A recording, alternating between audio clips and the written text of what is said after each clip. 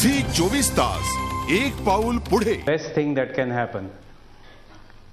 दुसरी गोष्ट, रहमान मलिकनी जी स्टेटमेंट केली ती आपले जे राजदूत पाकिस्तानमध्ये आहेत इस्लामाबादमध्ये, तिथे रिपब्लिक डेच्या निमित्ताने जे रिसेप्शन होतं तिथे केलं. आणि तुम्हाला माहीत असेल की भारतीय राजदूतावास किंवा भारतीय हायकमिशन ही इंडियन टेरिटरी अशी म्हटली जाते. तर ह्या ग्रहस्थांनी त्या टेरिटरीवर येऊन हे म्हटलं. आपल्या हायकमिशनरनी त्याला काय जबाब दिला ह्याचा काही अजून उल्लेख दिसला नाही आहे. तिसरी गोष्ट आहे ह्यात की जर आपण ह्या सगळ्या छोट्या गोष्टीवर चर्चा करत राहिलो तर आपण हे विसरतो की हुर्रियत कॉन्फरन्सची लोक पाकिस्तानला आत्ता जाऊन हाफिज सईदला भेटली, जे मुंबईच्या हल्ल्यावर रिस्पॉन्सिबल आहेत. त्याचं का नाही आपण काही चर्चा करत? तुम्ही ह्या छोट्या गोष्टीवर का चर्चा करताय? अतिशय तुम्ही दोन महत्त्वाचे मुद्दे मांडलेत. एक म्हणजे हुर्रियत काँग्रेसची लोक आणि तिथे ज्याला भेटीगाठी होत्या, आणि त्याहीपेक्षा सुद्धा म्हणजे आपल्या भूमीवर, म्हणजे प्रेक्षकांच्या माहितीकरता मी सांगतो, परकीय दूतावास जे आपल्या देशात आहेत ती जी जागा असते ती त्या देशाची मानली जाते, नक्की आपल्या देशाची. आणि तिथे येऊन केलेले वक्तव्य अशा प्रकारचा एक महत्त्वाचा प्रकाश या सगळ्या घटनांवर आपल्याकडे राजेंद्र अभ्यंकर यांनी टाकलेला आहे. मला हाच प्रश्न घेऊन जायचा आहे महादेव शेलार यांच्याकडे. महादेव शेलार, तुम्हाला दोन प्रश्न आहेत. एक तर पहिली गोष्ट, अशा प्रकारे भारताच्या पाकिस्तानमधल्या भूमीवर अशा प्रकारचं वक्तव्य करणं, याचा नेमका निषेध परदेशी दूतावासानं, विदेशी मंत्रालयानं नेमका तिकडे असताना काय केला, तिथला जो परकीय आपला जो दूतावास आहे त्यांनी काय केलं, हुर्रियत काँग्रेसचा जो मुद्दा आत्ता राजेंद्र अभ्यंकर यांनी मांडलेला आहे.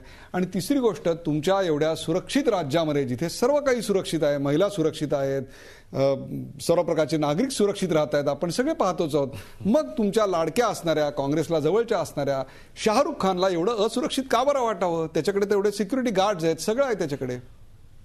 आमच्या राज्यात सगळं सुरक्षित आहे. थोडंसं तुमचं कशा पद्धतीने टून आहे हा मला काही कळत नाही, पण त्याच्यावर न बोलता मी असं बोलेन की मुळात जे रहमान मलिक त्यांनी आपल्या दूतावासात जाऊन ज्या वल्गना केल्या किंवा जे बरळले ते अतिशय लांछनास्पद आहे, चुकीचं आहे, याचा आम्ही पूर्णपणे निषेध करतो. आणि गृह राज्यमंत्र्यांनी याचा पूर्ण निषेध केलेला आहे. त्याच्यामुळे उच्चायुक्तांनी काय केलं? उच्चायुक्तामध्ये काय घडलं मला याची अजून कल्पना नाहीये, परंतु आमच्या ताबडतोब शासनाच्या गृह राज्यमंत्र्यांनी याचा निषेध केलेला आहे. आणि जे स्पष्ट दिसतंय की यांना यांच्या देशाची काळजी पाहावी. आणि मुळात ज्या विषयावर आपण चर्चा करतोय ना, तो लेख आता माझ्या समोर आहे आउटलुकचा. त्याच्यामध्ये कुठेही शाहरुख खानने मी असुरक्षित आहे किंवा काय नाही, काही गोष्टी त्यांनी नमूद केल्या, त्याच्याविषयी मी नंतर बोलेन. परंतु देशाविषयीचा त्यांनी अभिमान व्यक्त केला आहे, देशाविषयीच्या संस्कृतीविषयी त्यांनी आदर व्यक्त केलेला आहे. मात्र हे पाकिस्तानचे लोक, मग हाफिज मोहम्मद सय्यद असेल किंवा रहमान मलिक असतील, आपल्याकडचा जो घटना घडलेली आहे त्याचं कुठेतरी डायव्हर्शन करण्याचा त्यांचा तो लांछनास्पद प्रयत्न आहे. आता जे बॉर्डरवर घडलं त्याविषयी त्यांना जबाब द्यायचा आहे, ते सोडून आज भलतीकडेच लोकांचं लक्ष वेधण्याचा त्यांचा प्रयत्न आहे. आणि हा निंदाजनक आहे, निषेधार्ह आहे. यासाठी सरकार नेमकं काय करतंय मला सांगा? नाही, सरकारने ताबडतोब याचा निषेध केला. आणि त्याचबरोबर असंही नाही की शाहरुख असुरक्षित आहे असं म्हणालाय, असंही नाहीये त्याच्यामध्ये.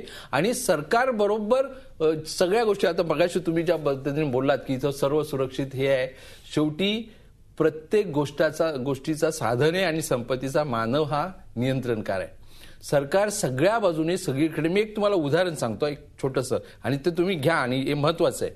आता मी मुलुंडला राहतो. मुलुंडच्या पाठीमागे नॅशनल म्हणजे संजय गांधी नॅशनल उद्यान आहे. त्या ठिकाणी काही जोडपी वनामध्ये जाऊन बसतात, तिथं झाडाखाली बसतात.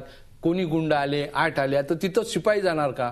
त्या ठिकाणी वन्य स्वापद असतात. ह्या सगळ्यांच्या मध्ये मग तिथं तुम्ही आम्हाला प्रश्न विचारणार का, काय तुमचं सुरक्षा आहे? म्हणजे अशा गोष्टी पण काही घडतात. आपण त्या विषयावर बोलूया. मला यायचंय अब्दुल रहमान अंजारी यांच्याकडे. अब्दुल रहमान, मला तुम्ही सांगा, शाहरुख खानला या देशात असुरक्षित वाटतंय, त्याहीपेक्षा सुद्धा अब्दुल हाफिज सईद आणि रहमान मलिक यांच्या वक्तव्यावर इथल्या सर्वसामान्य पाकिस्तानी प्रेमी नसणाऱ्या राष्ट्रवादी मुसलमानांना नेमकं काय म्हणायचं, आपण त्यांची भूमिका काय मांडाल? मी all India Muslim personal law जदीदचा राष्ट्रीय प्रवक्ता आहे, वो जामा मस्जिद दिल्लीचा सदस्य आहे. सादर एक त्या इंटरव्ह्यूमध्ये शाहरुख खाननी कुठेही असं सांगितलेले नाही की मी या देशामध्ये असुरक्षित आहे. आणि सध्या जे लेटेस्ट स्टेटमेंट जे शाहरुख खाननी दिलं आहे ते क्लिअर कट आहे की मी या देशात सुरक्षित आहे. आता हा प्रश्न तर नाहीच आहे की बाबा 26/11 झाल्यानंतर कुठेही जे काय भारतात घडलं तर हा सगळं करणारा तो हाफिज सईद आणि पाकिस्तान आणि ISI हा सगळं एकत्र होऊन, सगळी चंडाल चौकडी यांची एकत्र होऊन या लोकांनी या देशावर पाठीमागून हल्ला केलेला आहे. जर या पाकिस्तानी लोकांमध्ये हिंमत असली असती तर त्यांना माहिती आहे, जर आम्ही समोर 2 वेळा आलो आणि शिमला समझोता, शिमलामध्ये काय झालं, 65मध्ये काय झालं, तर त्यांना त्यांची सगळी परिस्थिती माहिती आहे की ते कधीही आयुष्यात भारताच्या समोर येऊन युद्ध करू शकत नाही. सध्या पाकिस्तानची परिस्थिती अशी आहे की सध्या त्यांच्या प्रधानमंत्रीला सुप्रीम कोर्टने अरेस्ट करा म्हणून असं सांगितलं आहे. त्यांचे राष्ट्रपतीवर 50 केसेस आहे करप्शनचे. त्याच्यानंतर मौलाना ताहिरुल कादरी रस्त्यावर उतरून सर्वसाधारण जनताचं समर्थन घेतात. तर माननीय गृहमंत्री पाकिस्तान यांना ज्यावेळी समजलं की आता आपल्याला दुसरा काही मार्ग नाही, ते या शाहरुख खानच्या स्टेटमेंटचा मार्ग घेऊन हा पाकिस्तानी जनताचं जे माइंड आहे, त्यांची जे विचार आहे ते दिशाभूल करण्याचे प्रयत्न करतात. स्वतःला जर त्यांनी झाकून बघावे की त्यांच्या देशामध्ये सध्या काय चाललं आहे. रोज 60 ते 100 लोक मारले जातात. त्यांच्याकडे शासन कोण चालवतो, त्याच्यानंतर त्यांनी आमच्या देशामध्ये किंवा आमच्या देशाच्या मुसलमानमध्ये चर्चा करावी. पाकिस्तानी लोकांनी, भारतीय मुसलमानांनी 1947ला पाकिस्तान न जाण्याचा निर्णय घेतला, तर त्याचा अर्थ असा आहे की आमचा आणि त्यांचा काहीच संपर्क नाही. त्यांनी आमची काळजी करायची गरज नाही. मला तुम्ही एक सांगा की प्रत्येक वेळी शाहरुख खान म्हटल्यानंतर त्याचा धर्म आणि त्याच्या अशा प्रकारची वक्तव्य का समोर येतात? प्रत्येक झी 24 तास एक पाऊल पुढे.